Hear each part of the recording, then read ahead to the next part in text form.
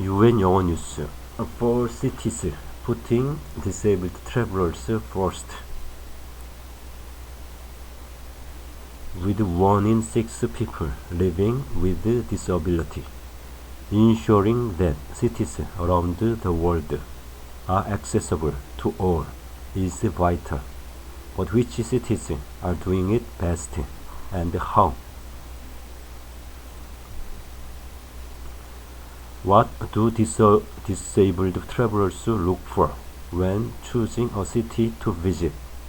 This is important not only to those of us with disability, but also for cities themselves, as they seek to tap into a large and growing accessible travel market.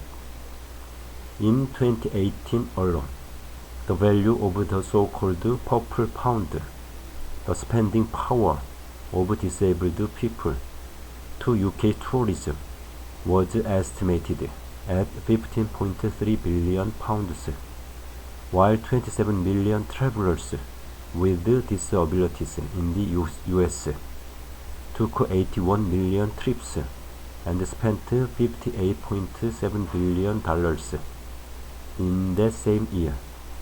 As tourism recovers from the ravages of COVID-19, the business case, but not excluding the 1.3 billion people living with disability, 1/6 of humanity, has become even more compelling.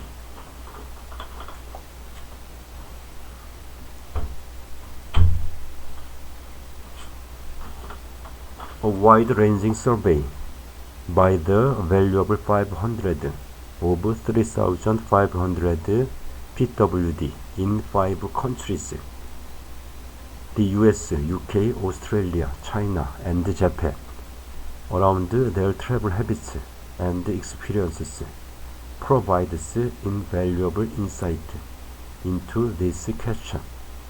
The 2022 survey not only highlights the barriers to travel for people with disability, PWD, but respondents were also asked to nominate the cities they found most accessible and why, from which a top 10 was compiled.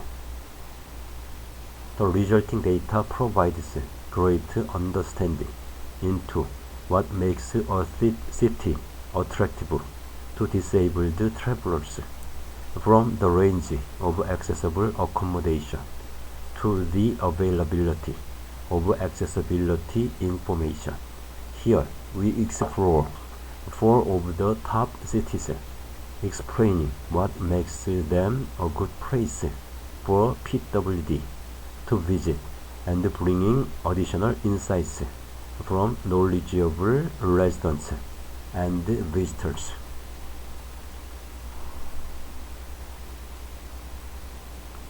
Singapore's accessible public transport makes getting around the city easy for wheelchair users. Singapore has always been an easy travel destination for many compared with much of Asia, partly due to the excellent infrastructure and amenities, and partly because English is the lingua franca. But as a disabled traveler, it's the high degree of accessibility that makes it especially attractive. In Singapore, the question is not what is accessible, but rather what isn't. A majority of survey respondents nominated Singapore due to its accessible public transport, which makes getting around the city a breeze. Unlike most underground metros, there is level access to every carriage in Singapore's MRT, which affords wheelchair users and people with impaired mobility both independence and dignity. In addition, more than 95% of pedestrian walkways taxi stands, and bus shelters are accessible to people living with a variety of impairments, and more than 85% of public buses are wheelchair accessible. According to Nilesh Joshi, who relocated from Mumbai to Singapore 8 years ago, for someone like me, having mobility challenges but not using a wheelchair, the city offers huge convenience and allows me to independently move around using public transport and enjoy public amenities.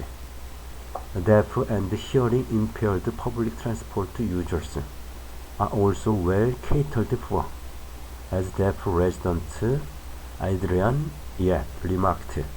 Whenever there is any announcement on the trains, we can see the instructions written on the screen.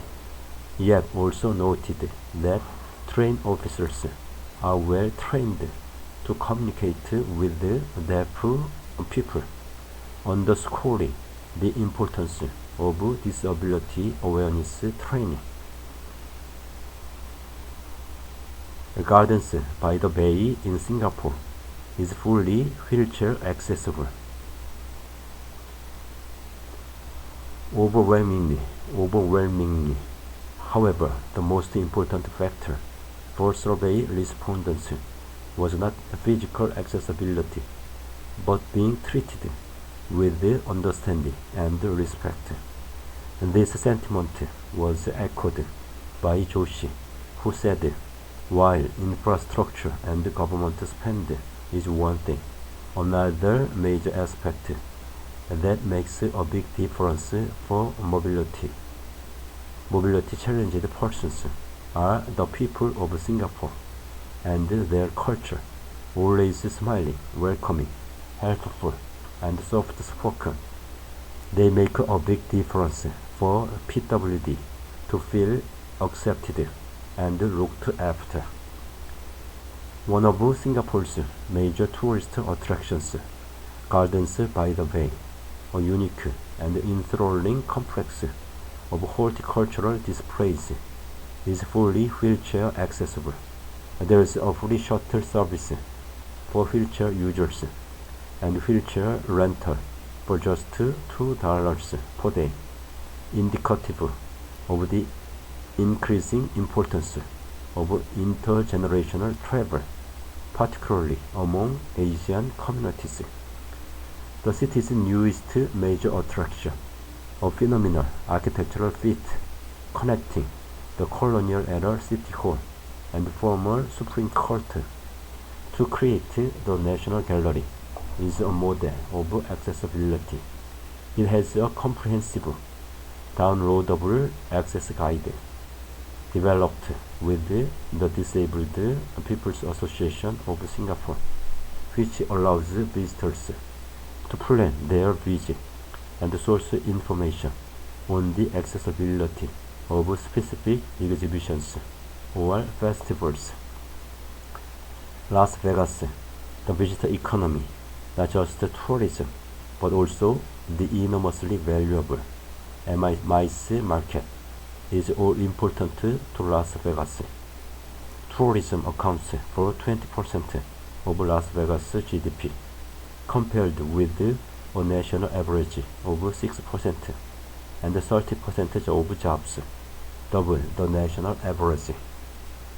Remarkably, it's home to 14 of the world's largest 25 hotels, and according to prominent wheelchair blogger John Morris, who maintains the highly informative wheelchairtravel.org and visits the city 3 or 4 times a year. The city has one of the highest concentrations of accessible hotel rooms and suites in the world, with hoteliers eager to attract the disability dollar. Las Vegas has one of the highest concentrations of accessible hotel rooms in the world. with 1 in 4 adults in the US living with a disability, 61 million people. This is a significant amount.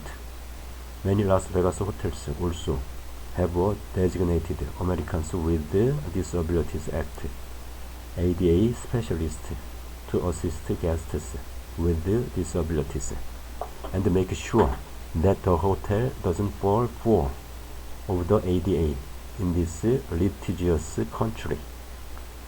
Almost 60% of U.S. respondents to the Valuable 500 survey nominated Las Vegas because of its wide variety of accessible accommodation, and almost 50% for the accommodation's proximity to attractions. As Morris pointed out, the city's expensive resorts can meet every need with accommodation, dining, spas, and entertainment all under one roof.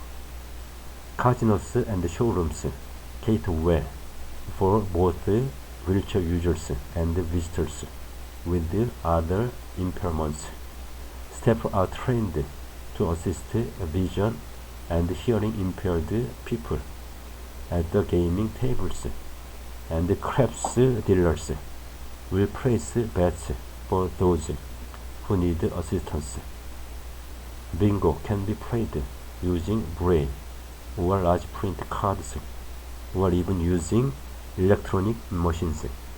Some hotels even offer free gaming lessons with sign language interpreters.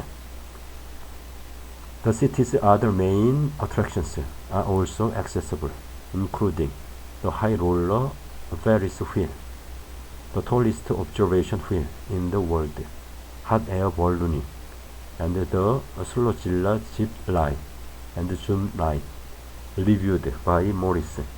It's even possible to go-karting with hand controls. Two of the most famous Las Vegas attractions, the Fountains of Bellagio and the Fremont Street Experience, are not only accessible, they are also free. Sydney Opera House offers a range of access services, performances, and dedicated programs for PWD. Julie Jones, administrator of the Accessible Sydney Facebook group and publisher of Travel Without Limits, the world's only print magazine dedicated to accessible travel, eulogizes the Austrian city's accessibility. She and her wheelchair-using son, Braden, love exploring Sydney and find it to be a wonderfully accessible city. The majority of Sydney's main attractions, including most of the city's historic National Trust properties, are accessible by wheelchair.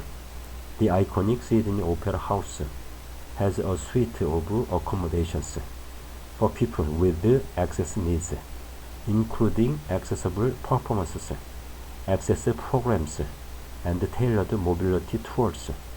And after years of campaigning, lifts were finally installed at the Harbour Bridge 4 years ago. Jones added, the majority of the public transport system is accessible to wheelchair users, including our Sydney ferries, which offer the best views of our beautiful harbour. There are kilometers of level accessible paths around the harbour, linking the Opera House to Darling Harbour and beyond. Being able to walk or wheel alongside some of the best views of the city is a treat. Jones' experiences reflect those of the survey respondents, who rated the city highly for its accessible transport links. The city's public transport network, which includes ferries, buses, light rail, trams, and rail, is almost wholly accessible, although assistance from drivers is often required. Recently, our Sydney rail network became more accessible to people with hidden disabilities, with the staff now trained to recognize and respond to travelers wearing the hidden disabilities lanyard, Jones said. Sydney's ferries are accessible and are an excellent way to explore the city. In addition, vision-impaired visitors will benefit from wide, well-maintained pavements with plentiful tactile ground surface indicators, as well as the reusable Sydney wayfinding system that employs more than 2,100 tactile for touch reading and braille street signs, information pylons, and digital technology. Provision of information about accessibility, a key requirement for PWD to plan their trip, is where Sydney also scored highly. In addition to Transport New South Wales accessibility page, the city has an accessible Sydney site that's chock full of useful information, arranged thematically. Museums and galleries, history and heritage, outdoors and wildlife, bucket list attractions, and getting around. London also scored highly in the survey, with 57% of respondents nominating it for its accessible transport links, while almost half chose the capital because its cultural attractions have good accessibility support and facilities. Many major museums and galleries have placed a particular focus on accessibility, including the British Museum, the National Gallery, the Tate Modern, and the Natural History Museum. There is also a wealth of information available for PWD to plan holidays and excursions. Visit London's Accessible London page is a rich resource that links to accessibles professionally audited, searchable database of detailed access guides to attractions, hotels, shops, and restaurants, among other venues. About 1/3 of London's tube stations and half of overground stations have step-free access. Accessables head of marketing, Carrie Ann Lightley, a wheelchair user and formerly information service manager at Tourism for All UK, is realistic but upbeat. London, as with any large city, can be challenging to navigate as a wheelchair user, but there are pockets of excellent accessibility that have me returning to the same areas time and time again. The South Bank is a particular favorite. I love the wide, smooth walkways and easy access to Blackfriars Station. A slow roll along the river, stopping at food stalls and watching the street performers is my ideal way to spend a weekend afternoon. In line with the survey responses, most forms of public transport are very accessible, with all buses wheelchair accessible, if often crowded, as are all tram stops and most ferry piers. However, only about 1/3 of tube stations and just half of overground stations have step-free access, so careful planning is necessary before traveling. As a blind travel blogger, Ceci Wyatt finds London easy to get around. I can rock up to any tube station and use the turn up and go service provided by Transport for London. A member of staff will guide me through the station and get me onto the right line. Another member of staff will meet me at the other end and escort me to the exit, saving me lots of mental fatigue.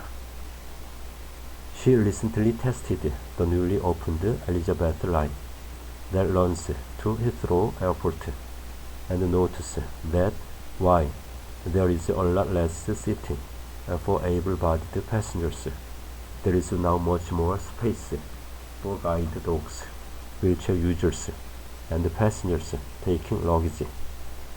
While visitors can use transport for London's accessibility page for comprehensive access information, including downloadable accessibility maps and a tool to plan accessible journeys.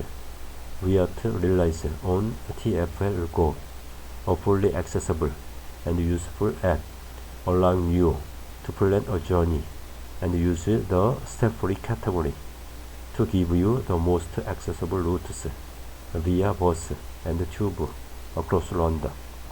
Transport for London also embraces the Hidden Disabilities Sunflower Program, which is gaining wider recognition in the UK. Martin Hong was formerly Ronnie Planet's accessible travel manager and is now consulting with organizations such as APEC, Tourism Australia, and the Global Sustainable Tourism Council to assist businesses to become more inclusive and accessible.